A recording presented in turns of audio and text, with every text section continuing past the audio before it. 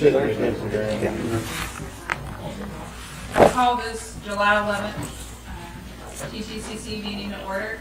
We'll start with introductions. Larry Cheney with Kipton. Brian Dixon, Clark County. Larry Summers, City of New Albany. John Rosenberger, City of New Albany. Emily Leo with Louisville Metro Planning Design. Kenneth Dietz with the University of Louisville. Dirk Golan, Louisville Metro. Michelle King, Louisville Metro Air Pollution Control District. Ida Colby. Curtis Hockenberry, Shepherdville. Keenan Stratman, City of St. Matthews. Matt Meunier, City of Jeffersontown. Anya Higdon, KYTC Central Office. Thomas Sweat, KYTC Central Office. Tom Hall, KYTC District 5. Craig Butler, Air Pollution Control District, Louisville Metro. Bradley Coombs, Air Pollution Control District. Mike King, Louisville Metro Office of Advanced Planning. Alicia Harper, Bullitt County Planning and Zoning. Amy Margaret, Louisville Metro Public Works. Okay, Fuller, Public Works, on behalf of Nancy Snow, Regional Mobility. Vince Robinson, Cromwell. Todd Stein, United Consulting Engineers. Katie Rowe, Christensen. Andy Rush, Kipton. McPhail, Kipton. David Burton, Kipton. Elizabeth Park, Kipton. Danielle Story, Kipton. Amanda Dethridge, Kipton. Sarah Bear, Kipton. Ashley Timmings, Kipton. And I'm Brittany Montgomery at the town park yourself.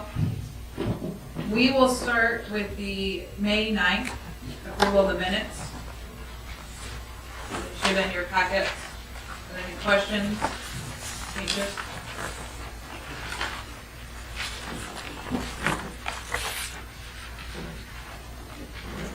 Seeing none, do we have a motion?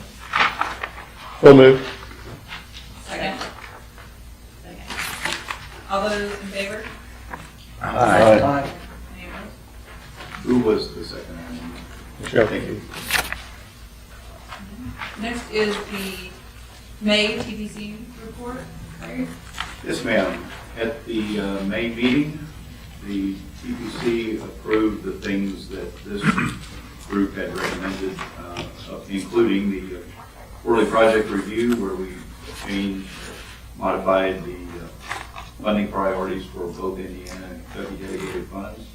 They also approved the update, modification to the goals and objectives that we had brought before you for the Connecting Kentuckiana process.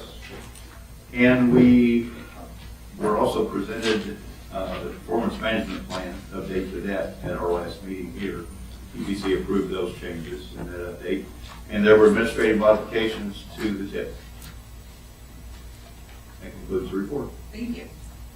Next is the public comment period. Is there anyone here from the public who would like to speak? This is the only time during the meeting that you are able to speak from the general public. Seeing none, we'll move on. Next up is the congestion management process. Danielle and Amanda. Yes, thank you. Hello. All right, I'm Amanda Dethridge with KIPTA. Danielle Story. We have a presentation for you today, so we'll wait till it loads for you.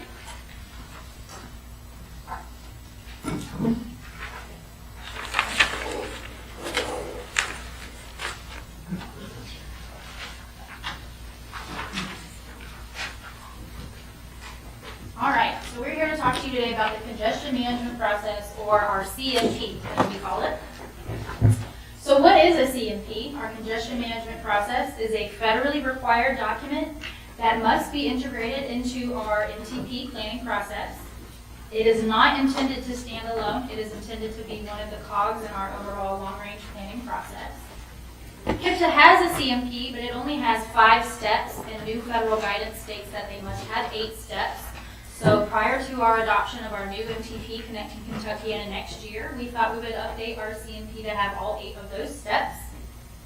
It is a systematic alternative assessment of congestion in the region, and this document will help the MPO to identify congestion problem locations, develop cost-effective strategies to mitigate congestion in the region, hopefully without adding capacity. We will measure the progress of implemented strategies in reducing congestion. And we created this document not only to comply with federal requirements, but also as a tool for you, our project sponsors. We want you to use the CMP document for a list of strategies when developing projects to alleviate congestion in our region. The 8 steps that are required in the CMP include developing regional objectives, defining a CMP network, developing multimodal performance measures, collecting data and monitoring system performance, analyzing congestion problems and needs, identify and assessing strategies, programming and implementing strategies, and finally evaluating strategy effectiveness. Step 1, developing regional objectives. We've actually talked a lot about the goals and objectives of the MTP along with our performance measures recently. And the goals and objectives listed in the CMP are actually derived from the KIPTA MTP. They are the objectives that are applicable to congestion management. And this was done intentionally because we want to incorporate the MTP goals to maintain consistency throughout our planning process.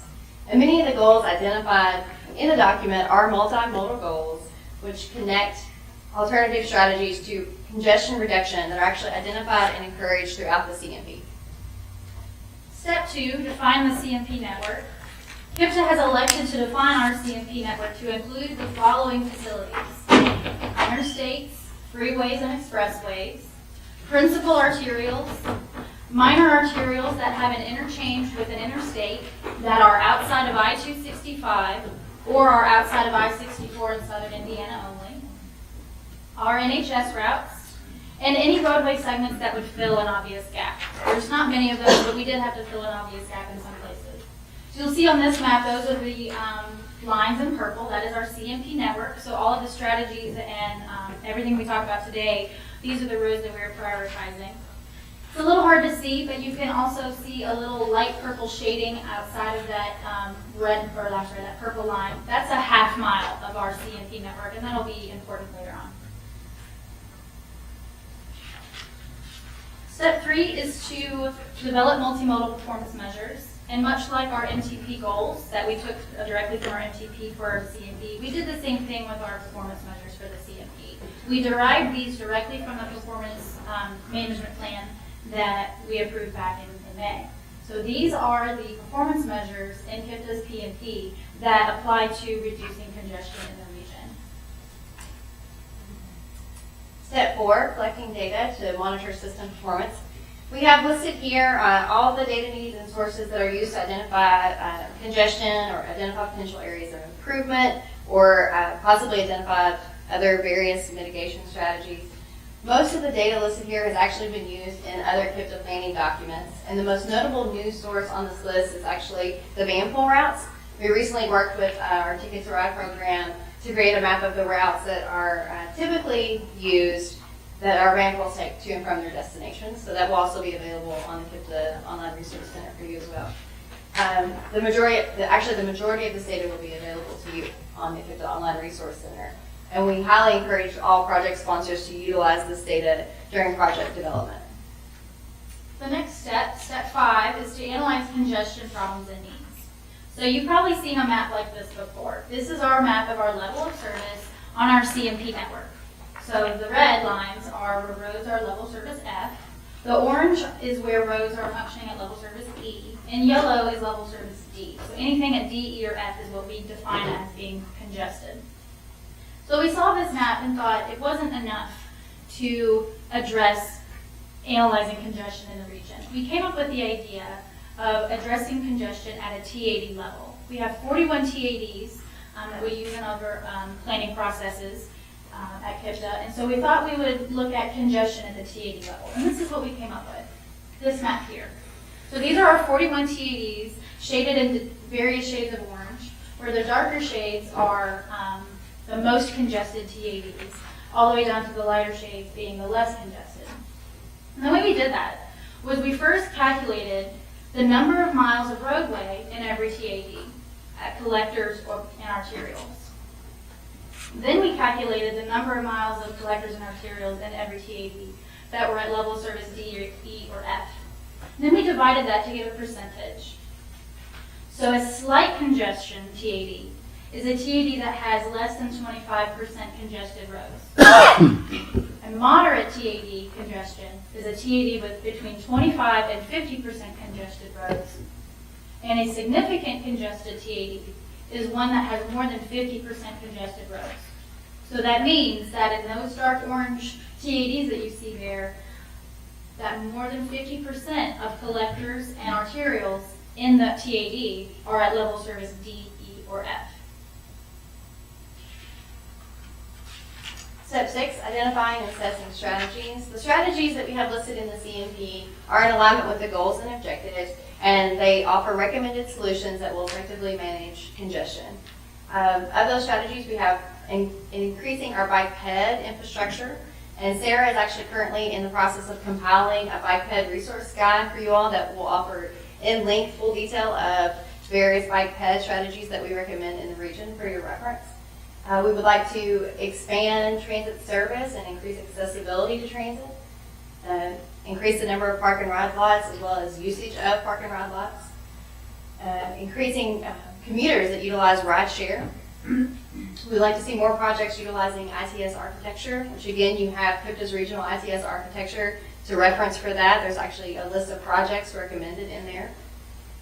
We also have, we encourage more transportation systems management and operations strategies, also known as TSMO. Elizabeth will be presenting on that resource guide later today, so I will let her explain that in greater detail.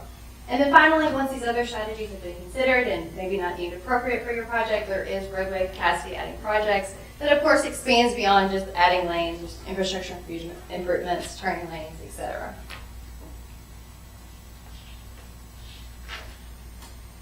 And then step 7, program and implementing the strategies that were previously listed. So we highly encourage project sponsors to utilize the CMP as a resource when they're developing their projects, especially when they're trying to tackle congestion in their jurisdiction.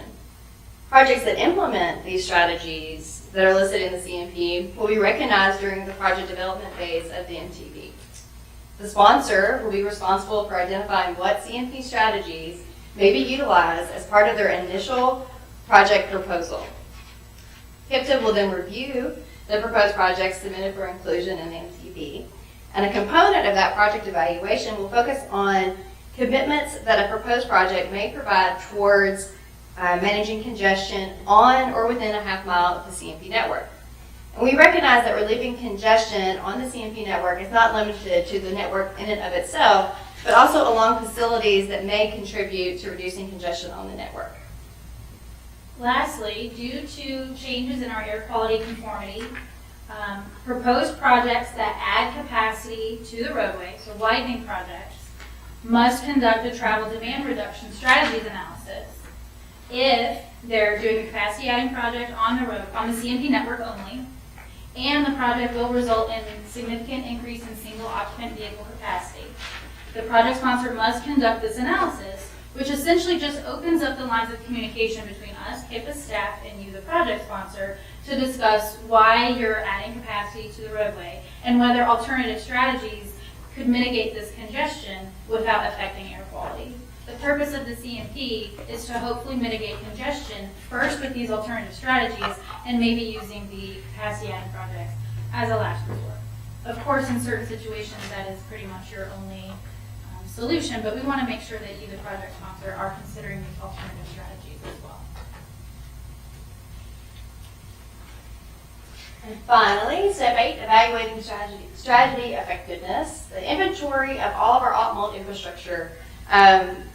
We will continue to update that as needed, which includes our bike ped inventory, transit routes, vehicle routes, etc., and all that will be available to you on the KIPTA Online Resource Center. We will also analyze what has been implemented since the last CMP update, including what projects have been built on the CMP and what their impact have been on congestion in the region.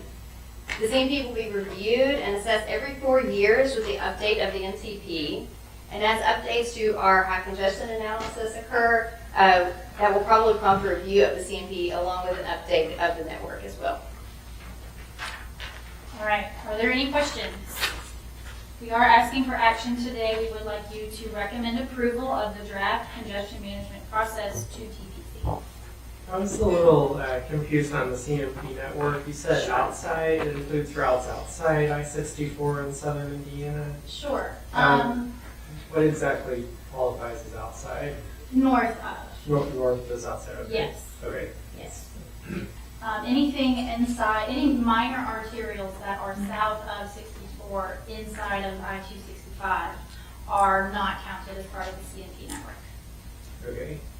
Yeah, I might just rephrase that a little bit to be north of instead of outside, because outside doesn't really seem to make sense in that case. We'll check the document to see what it says and make sure it's there. Okay, thanks. Thank you.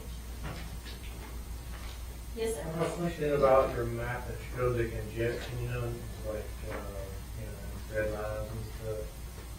I think that was it, previous slide. Yes, sir. Is that, I didn't really see any congestion on the interstate, so I just wanted to know that we fixed all the interstates. No,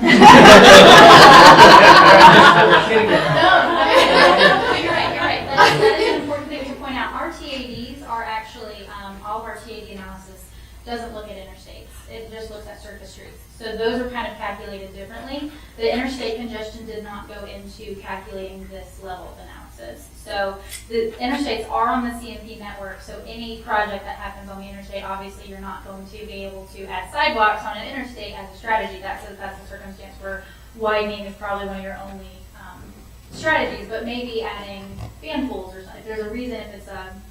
HOV lanes.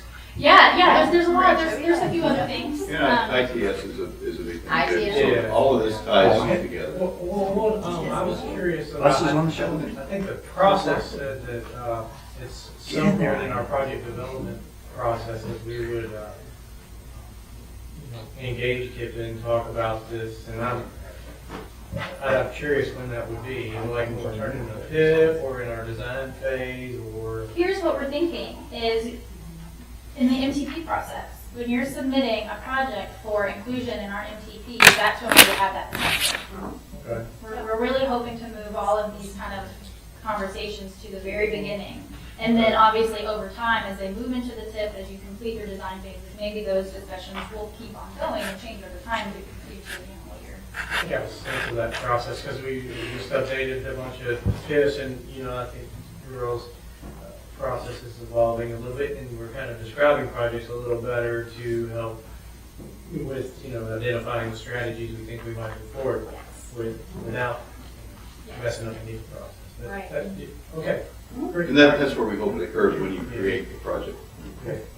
Great. And it's really probably a great idea to put those strategies out there for our design people. Yes. Because they'll be like, oh, okay, we can't forget the other thing. Because, designers sometimes like, the road. And that's partially why we require you to do this new analysis when you are adding capacity. It's not really anything that we're not trying to force you to do something else. We just want to make sure that your designers have considered these other strategies, because depending on the circumstance, maybe doing one of these alternative strategies without affecting air quality could give you the same result.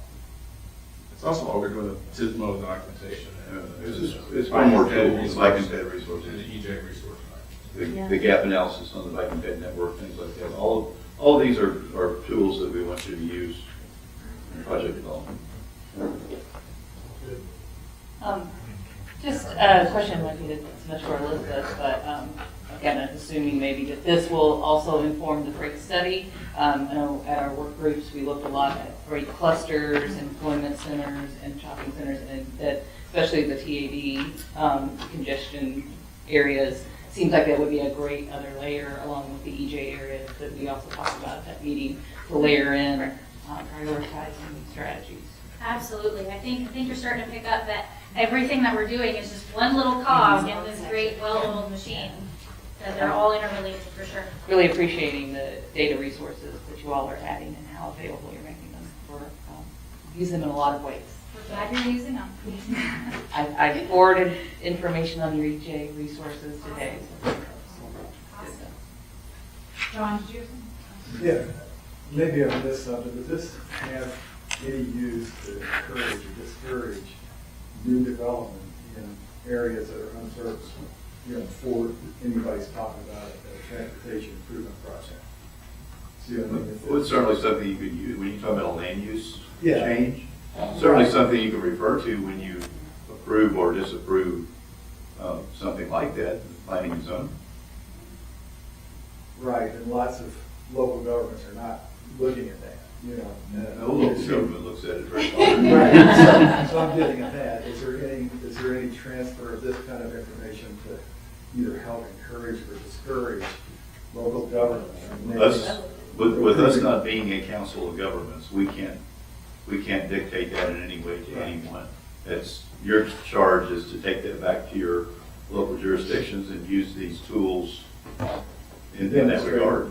Demonstrate why it's not serviceable. Sure. Yeah, we're putting it out there, and then the burden is on you to carry that forward, so that's pretty much all we can do, is just put it out there. Any other questions? And that works the other way too. I mean, if you see a land use change that is going to be approved or has been proposed, bring that back to us for discussion. And we can maybe make accommodations or look at things that could allow that to occur without increasing the congestion. Sure, the right type. Just like we're looking for the right type of project.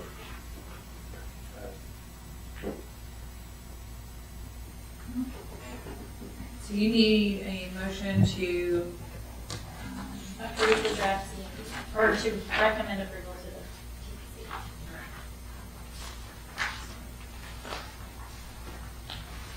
Motion. okay?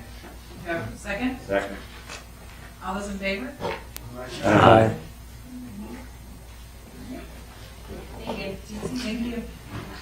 Next up, we have John Rosenberger and Larry Summers from New Albany to give a presentation on the recent conversion projects.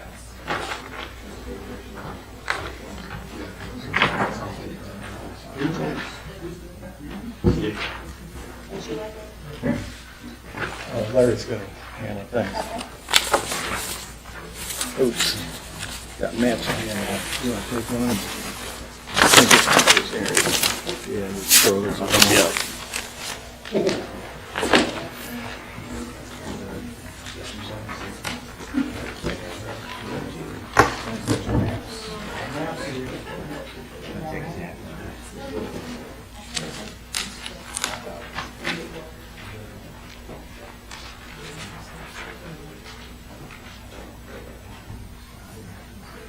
Hey, I'm John Rosenbarger with the city, and I'm here with Larry Summers, our brand new city engineer. Was 4 years on the job, and never so welcome to see an engineer in my life.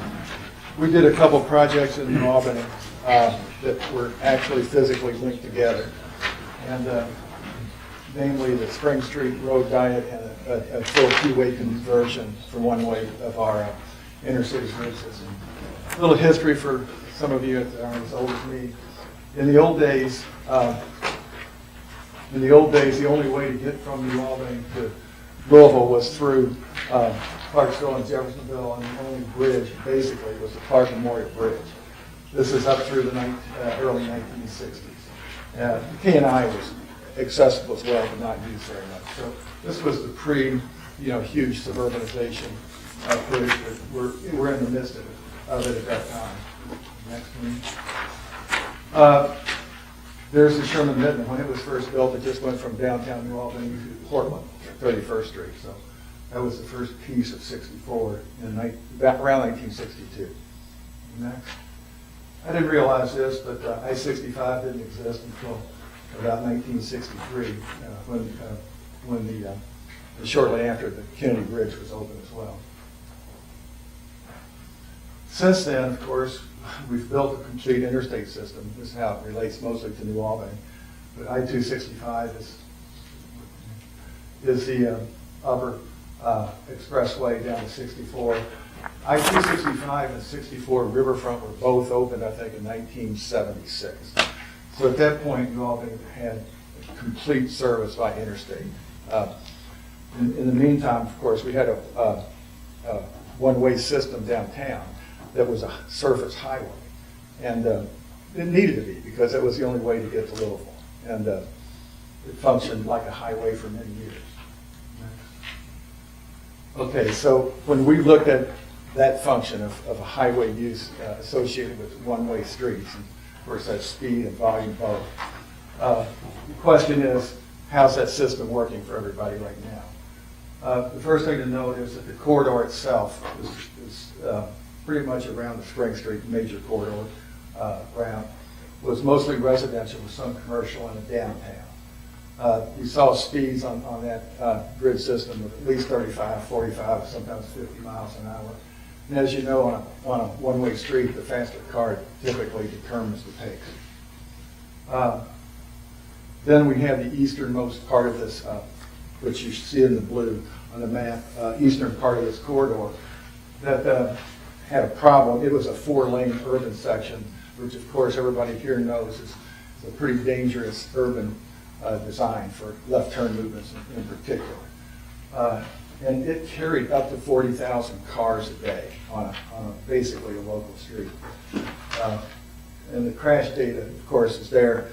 It was HSIP eligible and approved under that eventually.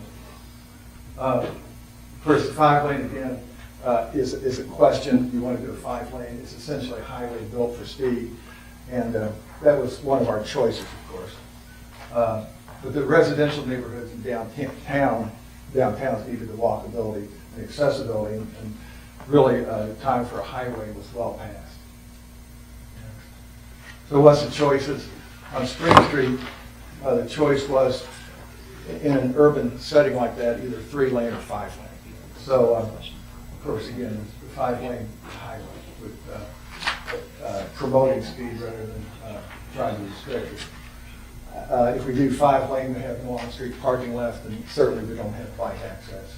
Also, there was another problem with it. We needed to buy some right-of-way and maybe put a couple of businesses out of businesses as well. Okay, traffic, we considered traffic calming measures like pop-outs and whatnot that wouldn't work in that situation.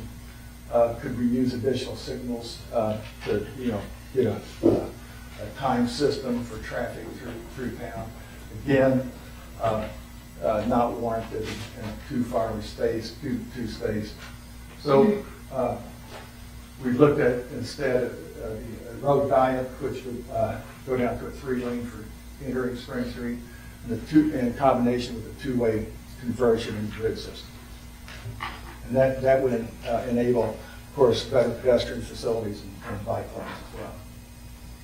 All right, before we went into a build mode, we collected data. Starting in 2007, Intran helped with an intercity transportation grid study through the TTCC grant, and determined that 2-way was definitely feasible, and with some ifs, ands, or buts, of course.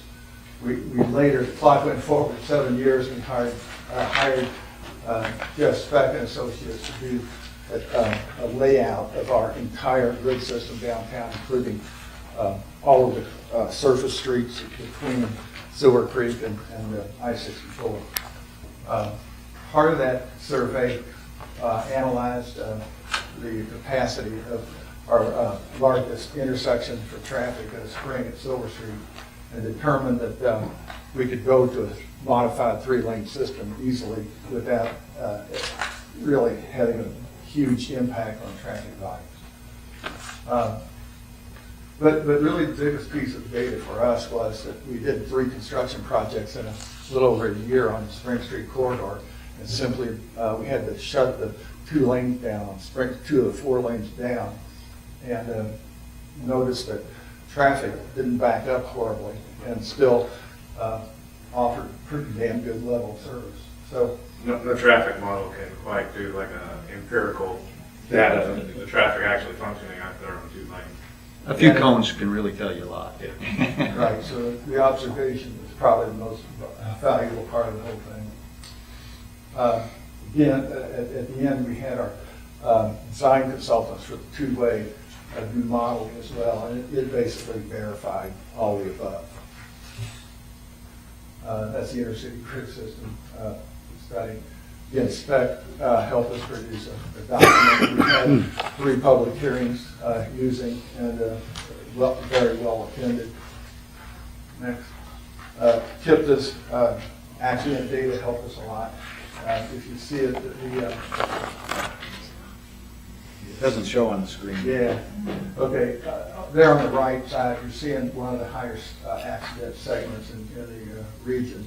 And it was because, of course, it was a 4-lane section, lots of accidents. Next. Here's our handy map. I think you have a copy in front of you.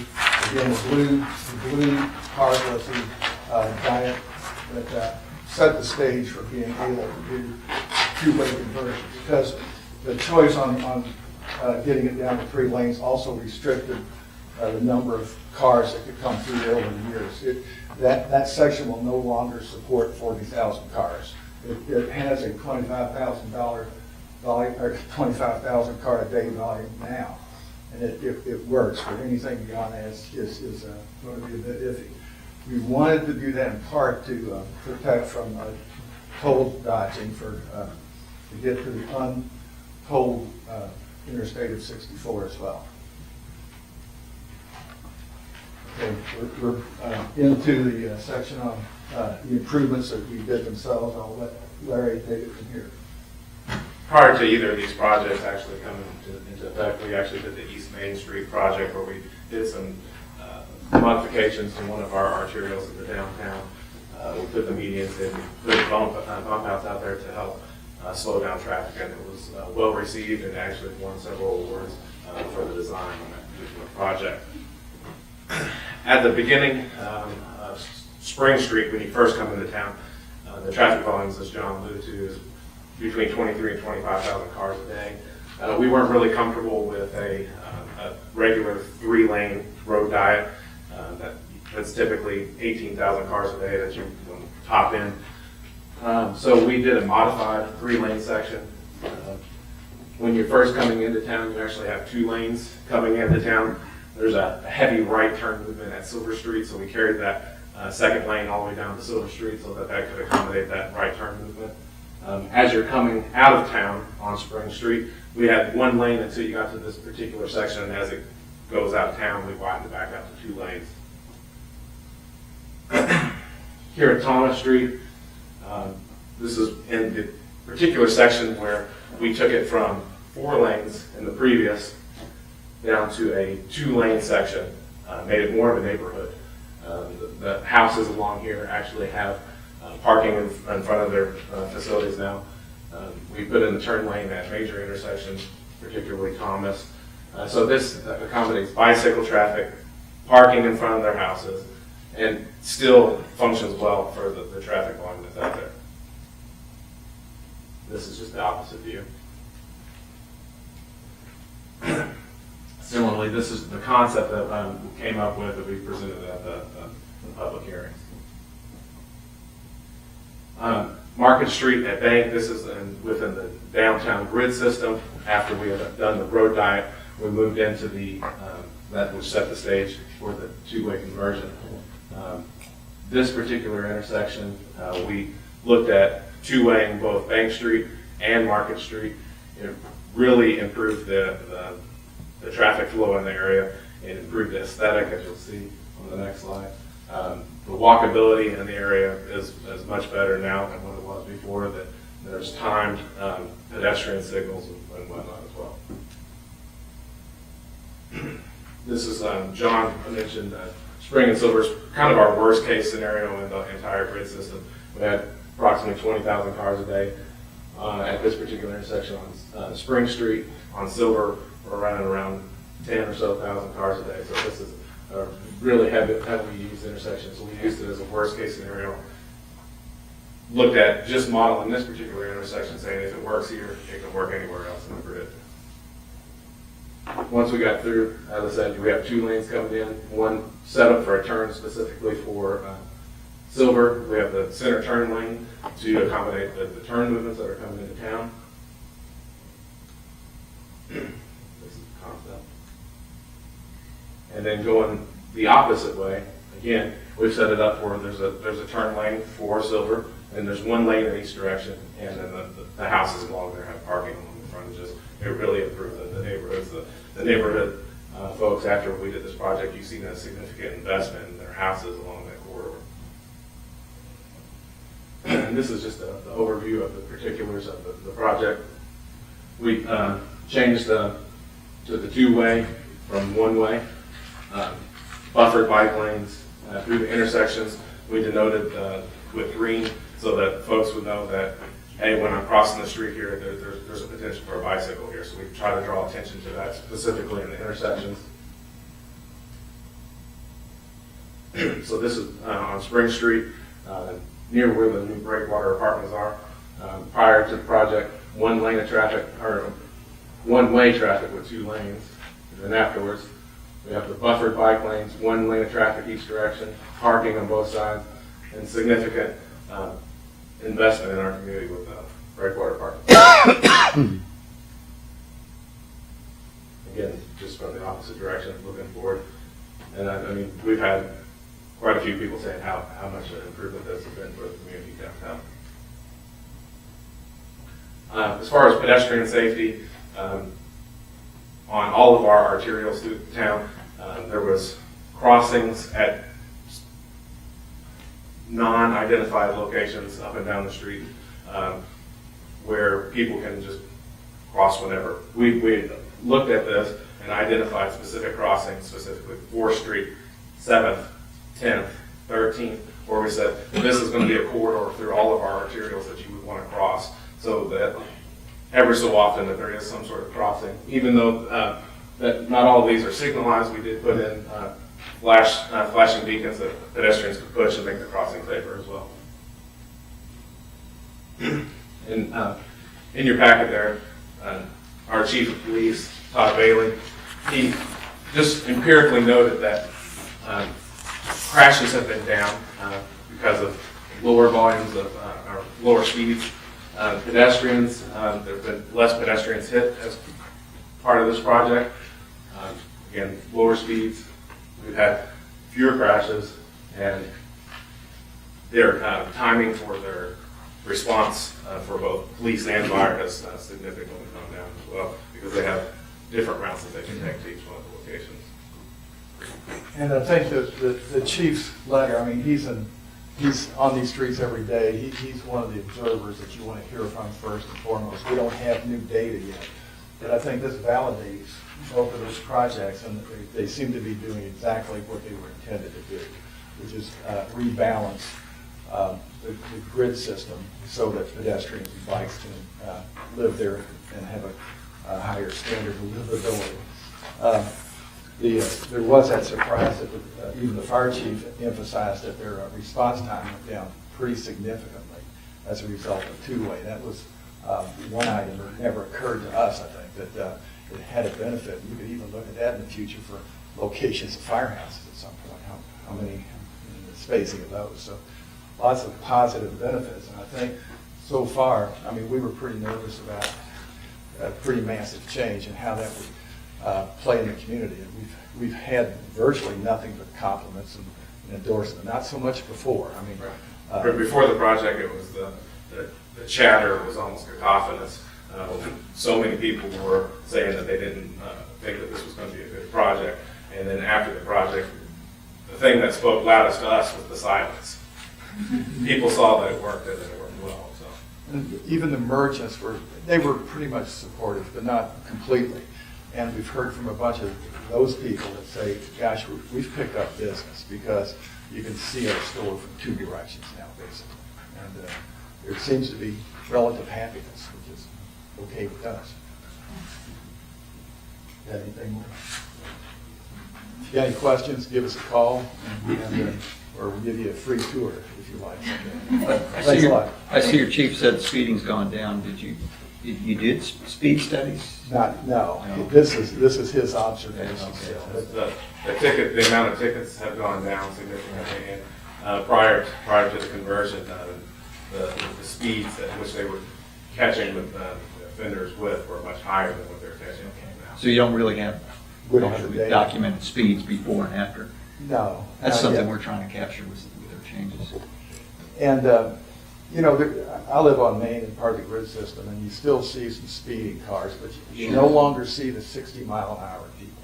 Okay, they're pretty much gone. I mean, the difference is now, when you had the 2 lanes of one-way traffic, if you got stuck behind someone slow, all you had to do was whip around and go on. You can fly as fast as you wanted. Now, there's one lane in each direction, so that car that's going slow, you're stuck behind them, and so you can speed them all the way through. Yeah, we understand Yeah, so I mean, that's really helped us. And one thing we haven't done, which might be fun, is to see, we didn't do it before either, to see how many miles fewer have to be driven to destinations. Yeah, it's a harder metric to capture. But Yeah, it'd be fun to try though.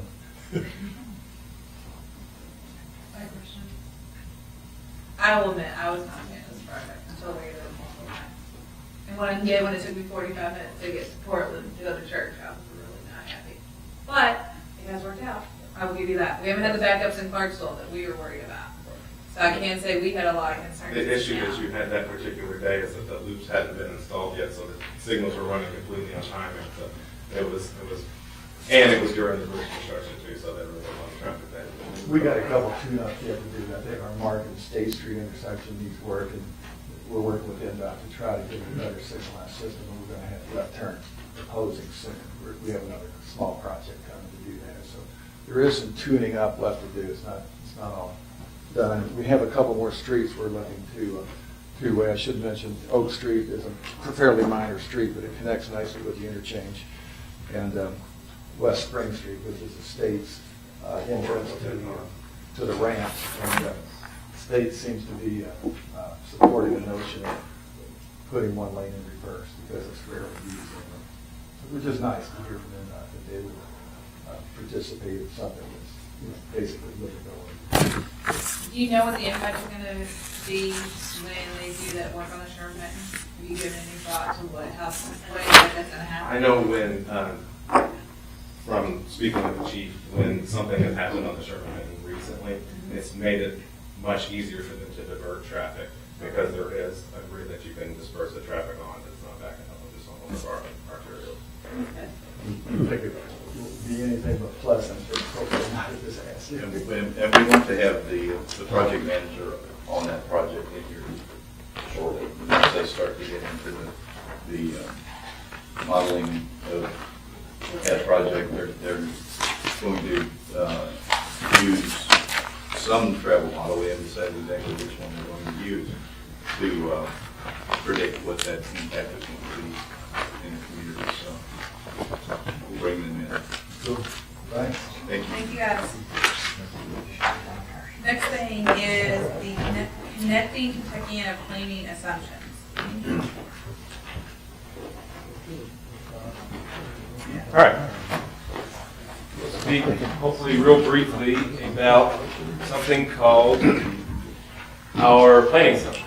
Planning assumptions are maybe not what you might think they are, but I say that only because they are exclusively related to travel modeling and our air quality conformity analysis. And they're called planning assumptions. If it's called planning assumptions, so we call them planning assumptions. So we're updating them right now. It's first update probably, 4 or 5 years. And basically, these in sum total, in the, excuse me, I should have said it before. All of the planning assumptions are in your package. The handout that's coming around is a correction on one page. I'll give you one at a time. So you should find them under agenda item 7 in your package.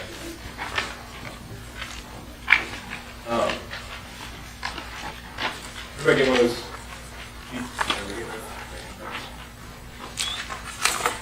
Again, these is related to modeling and air quality conformity analysis. One of the reasons that we are updating them now is because of our new socioeconomic data. Myself, Sarah, and the other kids and staff, Larry was there, and others. We've updated that, so most of y'all are well aware of that, and thank you for your help on that. These play a major role in our planning assumptions. Kind of going along with that come the new data sources that we use. Things like, that might have not been fully implemented last time around, might be the 2010 census, for instance.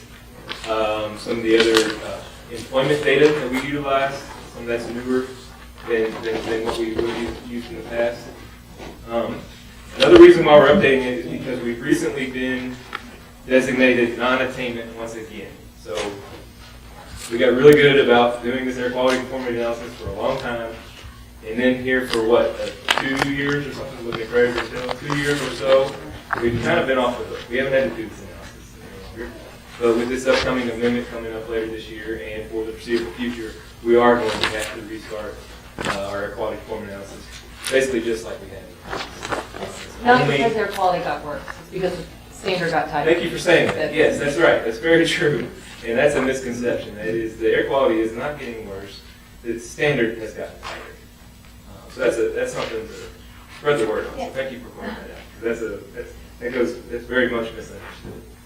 Nonetheless, these are the rules we've got to play by. And so many of those sort of types of assumptions are listed in here. One other thing to point out is that tolling is brand new, of course, in our region. It's new for most of us, I guess it was here a long time ago. And so there's a couple in here that reflect tolling. How do we reflect tolling in our model? For the most part, we didn't have any changes to our old planning assumptions compared to these.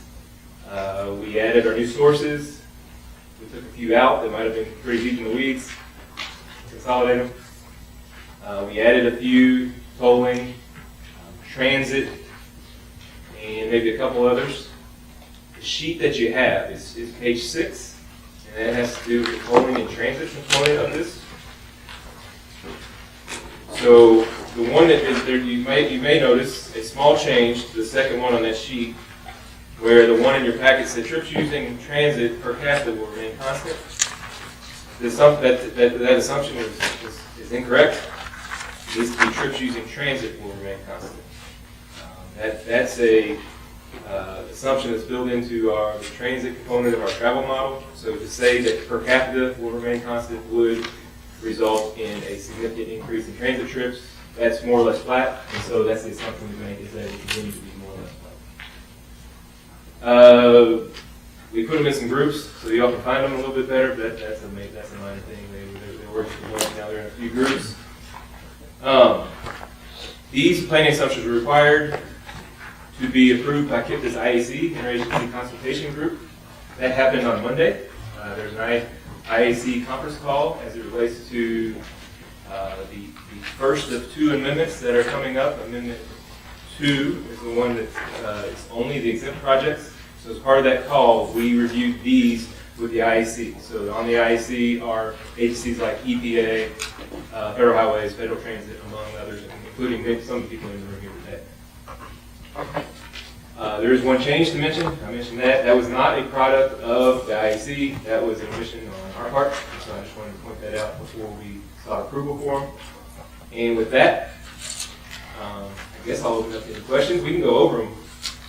I don't think we need to go one by one, but if there are any that you have a question about or you don't know what it means, now's the time, and I'll be happy to explain it to the best of my abilities. Yes, ma'am. Andy, on page 4, there is reference to travel forecasting study. Are you referring to a specific document or page 4? Yeah, that's one that's been in there for, let's say, a couple iterations of this, and so that's from something that's pretty historic at this point. So in our model, in our travel model, I don't want to get too far in the weeds on it, but we prohibit a trip coming from Indiana, coming into Kentucky, and going back into Indiana, okay? And so we needed a basis for that. We said that that's unlikely to happen. It's probably less likely to happen now, frankly, with tolls. You'd be Trip paying on more. transit? Excuse me? A trip on transit? A trip on transit, a trip throughout. And so any types of trips. Yeah, I don't think, no park trip would do that as well, right? We do that, yeah. We have service, we can have trips that originate in Indiana, come to Kentucky, cross the river back and go back to India. Would they require a transfer, I guess, in downtown? No. No, it's not a transfer trip? Okay. We can look into changing that and maybe making that vehicle trips or something like that. Right. Because or if the new study is needed, indicate because if we are doing, I've been at Target 8 years, never seen this document, or never. it's older than 8 years, I promise you. I'm sure it is, so it's irrelevant. We need to figure out something else. Okay. Okay. Yeah, that assumption is an assumption in our model. That prohibition of those trips. I don't think they're likely to happen. Perhaps like a New Albany to Jeffersonville trip could do that. Might take I-64 into downtown Louisville, I-65 north into Clark County. It's a possibility that somebody might do that. I think it's far less likely than tolls. I think it truly is. But we've always prohibited those. We've done that for a long time. Just to keep some quirky stuff in the model, really, from happening. It is one of the main reasons. So is the model being updated? Yes, I should have mentioned that as well. Do you have counts on those? I have people that would, from Indiana that come into Kentucky and then go back to Indiana. We don't have the exact counts of original investigation and no, we don't, because we don't have a system like that. Okay. But you know you have people that started in Albany and end up in Jeffersonville. Right. On a park bus. It's direct. That they get to Kentucky and they go across And Second Street. yeah, we'll go through Amazon. To answer the other question about, do we have a new model? Yes. We have a new model that's hot off the press that we will be utilizing for various analyses, not the least of which is to have ready for Amendment 3. I mentioned Amendment 2 a moment ago. Those are the exempt projects. Those are the projects that were reviewed by the KIPTA IAC just earlier this week. We will be following that up. I think it's going to be 2 months behind the Amendment 2 with Amendment 3. Amendment 3 is going to be a much larger amendment. It's the projects I think Tom was talking about earlier, amongst the projects that Tom was talking about earlier. The bigger projects, the non-exempt projects, adding lanes, taking lanes, shifting analysis years in our model. But yes, we have a brand new model, recently recalibrated 2015 base year. We're pairing that with all of the socioeconomic data that many people in this room assisted us with collecting earlier this year. And hopefully it's something that will be. And the model includes transit, correct? Indeed, it includes the transit trips. Let's put it that way. It accounts for the transit trips. Are there any other questions? Or do you need to explain that poorly enough that I probably have more questions? You need action today on this to recommend approval to the TTCC? Yes, please. Yes, the request would be that TTC would recommend it.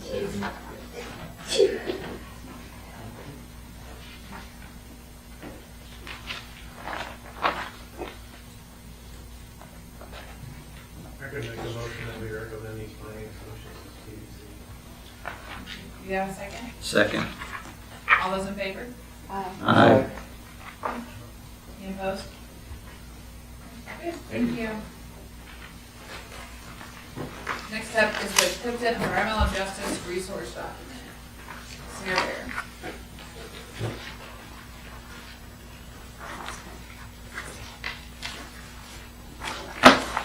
Just a second while others.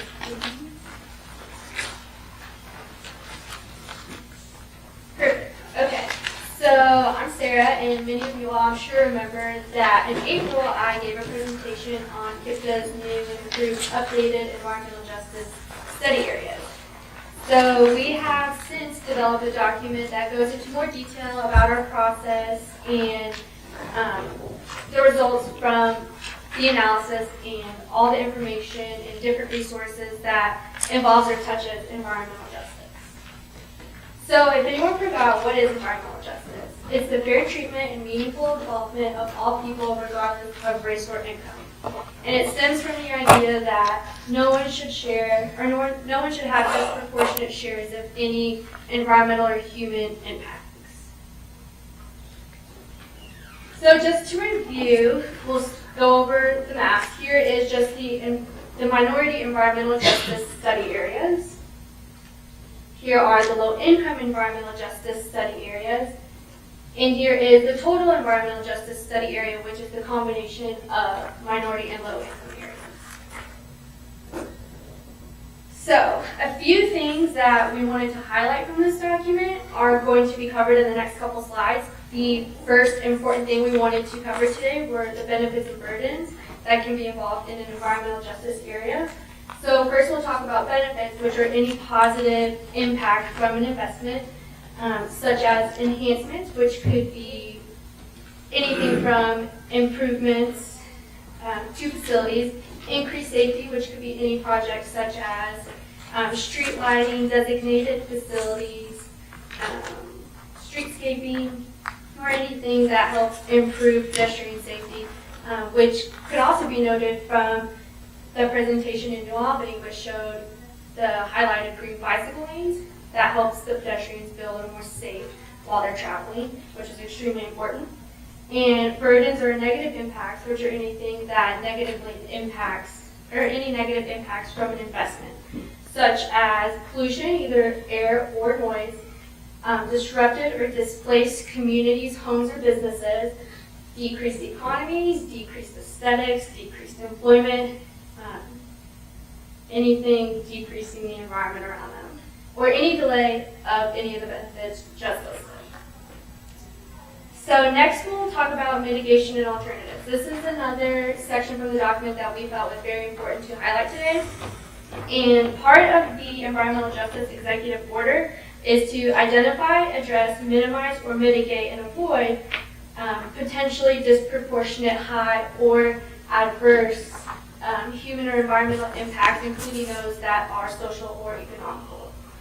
So the first technique that KIPTA has thought about as ways to mitigate or provide alternatives to transportation projects would be fix it first. So just maintaining our existing infrastructures and providing continued availability to the facilities that already exist. And next, the next technique that we have to try to mitigate or alleviate any potential impacts is connectivity. So with connectivity, we want to ensure that all the links exist and that they are safe and that they provide good connections to the destinations and anywhere that someone wants to go. And some bicycle and pedestrian connectivity techniques are listed. So bump outs, improved crosswalks, better signalization, buffers, safety islands, and just your specific dedicated facilities. And some transit connectivity techniques could be improved access, extended schedules, and connectivity and more fluidity between the transit stops. And one of the other sections we wanted to highlight today are environmental justice resources. So up here are all the different planning documents and tools that KIPTA has that can relate to EJ. So as we just heard, congestion management process, the CMP from Danielle and Amanda, it outlines different strategies to help relieve congestion in our area, which is extremely important, especially in environmental justice study areas, because congestion is a negative project impact. So it's really important to have a dedicated document that can express those strategies and provide more detail into ways that this could not be a burden. Congestion mitigation and air quality program, CMAQ, which we know is implemented to support surface transportation projects and other projects that can contribute to improved air quality and congestion relief. This is also extremely important for environmental justice study areas because we know one of the burdens of transportation projects in these areas could be increased congestion and decreased air quality. So if CMAQ funds are implemented in these areas, it could be a huge benefit from what I suggested before about the decreased air or increased air quality and decreased congestion. And then we have the Transportation Improvement Program, our TIP, and environmental justice study areas are considered in during project evaluation and development. And then with our MTP, the Metropolitan Transportation Plan, during MTP development, people in environmental justice study areas have opportunities to be included in parts of the conversation to talk about ways to evolve and influence or limit project impacts that could either be positive or negative. And then we have the participation plan, which is a really great resource that will help you all to think of better ways to include people in environmental justice areas in the planning process. It provides techniques and really good resources on how to get people in this community involved. And research says that there's really good specific techniques on how to reach out to people in these communities, and this plan has them all listed out in a really great way if you're ever interested. And then finally, just to wrap it up, environmental justice study areas are available on our online resource center. The document will be officially posted on the website soon, and this document will continue to be updated when the environmental justice study areas are. And that's all. Just an informative review, nothing to be approved or no action requested. Any questions? I have just a minor point. Yeah. It's really, really minor, and it's not about the substance of the document, which I Okay. appreciate, and I think you all did a really nice job. Yeah. The cover art, I thought was kind of an odd choice. It would be a great choice for an APCD document because Yeah. it shows the smokestacks, and I just thought for a transportation planning organization, maybe a more appropriate representation of the impacts that you're talking about in EJ area might be more like congestion, Yeah. pipes, that Yeah. kind of thing. Yeah. Like I said, incredibly minor, and it's not a critique of the substance Yeah. of the document, which is really a very nice document. Yeah, I appreciate it. I created that image and I really liked it because it shows the positive and the negative of the environment in general. And I know environment, because it's about environmental justice, while we look at it from the transportation perspective, it is not only looked at from the transportation perspective. So I just created that because I thought it showed a good representation of both. But I will take that into consideration. Maybe find a way to, instead of the road. Because I mean, like that, from the stationary source standpoint, Yeah, I really yeah. thought it was a good. Yeah, I think in the image there's some roadways in it, maybe just input some cars. There you go. Back it up a little bit. Michael.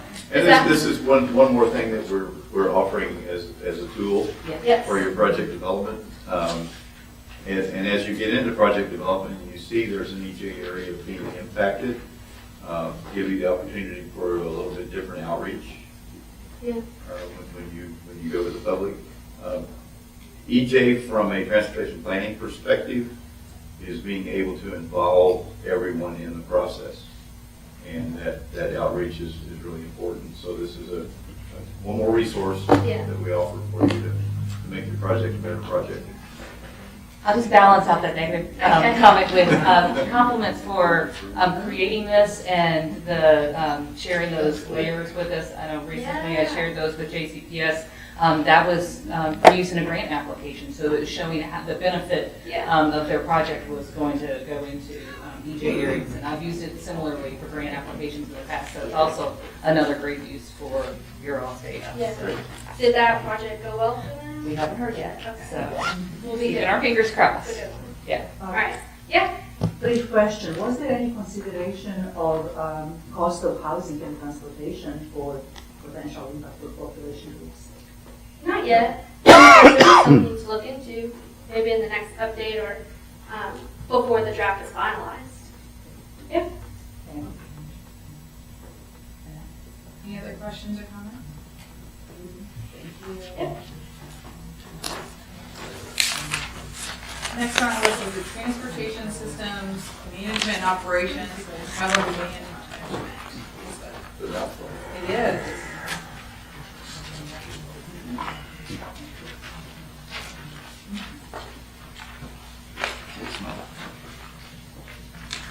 All right. I'm Elizabeth Clark, and today I am talking about another resource guide that we've been developing for transportation systems management operations, or TSMO, or TISMO, however you want to say it. So this resource guide, like Larry has been saying, will aid in project development for you all, and also just a resource that you can take back to your communities, to your engineers, designers, and hopefully help you all. So there are many definitions of TSMO, but the one that I found that I liked best is that TSMO is multimodal transportation strategies to maximize the efficiency, safety, and utility of existing and planned transportation infrastructure. So I took this from an FHWA primer for livability and sustainability with TSMO. I thought it just captured the multimodal aspect of TSMO, that it's not just highways, that it encompasses a lot more than that. So TSMO includes a wide range of strategies, including technology for driver information, like the sign message boards you see on the highways, incident management, traffic signal management, and transportation demand management, which I will be going over today. TSMO relates to almost all of the other planning areas that KIPTA touches, CMP, Danielle mentioned earlier, ITS, bike ped planning. It really is an umbrella principle. And TSMO principles also correspond to the mission statement in Connecting Kentuckiana, particularly the focus on new and innovative approaches to improve the transportation system in a cost-effective and efficient manner, and the focus on the more efficient use of the existing transportation system. There's no federal requirement for NPOs to have a TSMO planning program, but we did recognize that this resource guide fills a gap in our planning process. So there are two sections to this resource guide, the first of which is still in draft format, but it's focusing on transportation demand management, which is generally reducing vehicular travel demand while developing the multimodal options to facilitate that mode switch. And it connects to TSMO because it lessens the burden on the transportation system, both by mode switch and redistributing the trips for time of day so that not all of the cars are on peak period traffic, kind of moving those around. So the resource guide hits these 5 topic areas, and it focuses on design strategies that I've compiled from multiple sources, including FHWA and NAPTO. And it's a very visual document. So a lot of pictures, trying to make it very user-friendly. You can flow through it, see what appeals to you in your project. Some of these designs are already in use in the community. One of them that is in the draft right now, New Albany talked about the rapid flashing beacon lights for pedestrian crossings at unsignalized intersections. So that was good to see. And so it covers all these topics, building the bike ped networks to encourage the mode switch, make it easier for people to take short trips with their bike or by walking. It touches on transit infrastructure, both to help buses move more efficiently through traffic and also make it more comfortable and convenient to be a passenger on transit systems. It's rideshare, our Ticket to Ride program is discussed, and parking management. An example is priority parking for van pools and car pools at businesses or parking garages. And then it also hits on work patterns and land use, which are not directly connected to the transportation system, but since this is a resource guide for you all to take back to other parts of your community agencies to try to, I guess, inform people about that the trends in work patterns and connecting land use to the transportation network really does affect our transportation planning process. So next steps in this resource guide are a second section that focuses on traffic management and operations. And there will also be discussion about the connection of the TSMO resource guide to the existing ITS architecture document that was done in May of 2017. And I'm aiming for this document to be done in the fall months, to be presented to you all for project development, so you all can have that in your hands. And if you all have any questions, comments now, or as you shake this back and think on it, my email and phone number are on there. Feel free to contact me. Y'all have any questions?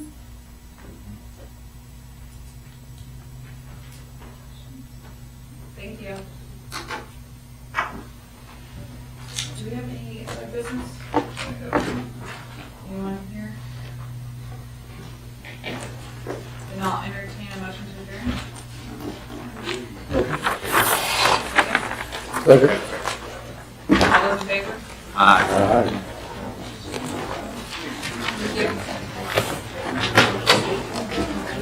Thank you.